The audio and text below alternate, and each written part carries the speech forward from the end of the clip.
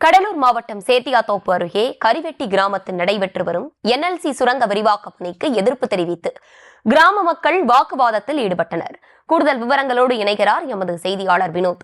வணக்கம். விரிவான விவரங்கள். நிச்சயமாக கடலூர் மாவட்டம் நெய்வேலி என்எல்சி நிறுவனம் தனது சுரங்கம் 2 விரிவாக்க பணியை சேத்தியாத்தோப்பு அருகே உள்ள கரிவெட்டி கிராமத்தில் மேற்கொண்டு வருகிறது. இதற்கு கிராம மக்கள் கடும் எதிர்ப்பு தெரிவித்து தற்பொழுது காவல்துறையினரிடம் வாக்குவாதத்தில் ஈடுபட்டிருக்கின்றனர். கரிவெட்டி கிராமத்தில் வசிக்கக்கூடிய பெரும்பாலான மக்களுக்கு என்எல்சி நிறுவனம் இழப்பீடும் வாழ்வாதாரமும் மாற்று குடியிருப்பும் வழங்கியிருக்கக்கூடிய சூழலில் அந்த அரசினத்தில் குடியிருக்கக்கூடிய மக்களுக்கு தற்பொழுது எந்தவித இழப்பீடோ வாழ்வாதாரமோ மாற்று குடியிருப்போ வழங்க என்எல்சி நிறுவனம் மறுத்து வருகிறது. இதற்கு கிராம மக்கள் மீதம் இருக்கக்கூடிய கிராம மக்கள் கடும் எதிர்ப்பு தெரிவித்து சுரங்க விரிவாக்க பணிகளை மேற்கொள்ள விடாமல் போராட்டத்தில் ஈடுபட்டு வருகின்றனர். மேலும் குறிப்பாக அந்த கிராமத்திற்கு செல்லும் மின்கம்பம், சாலை, குடிநீர் உள்ளிட்ட துண்டிப்பதற்கு கிராம மக்கள் கடும் எதிர்ப்பு தெரிவித்திருக்கின்றனர்.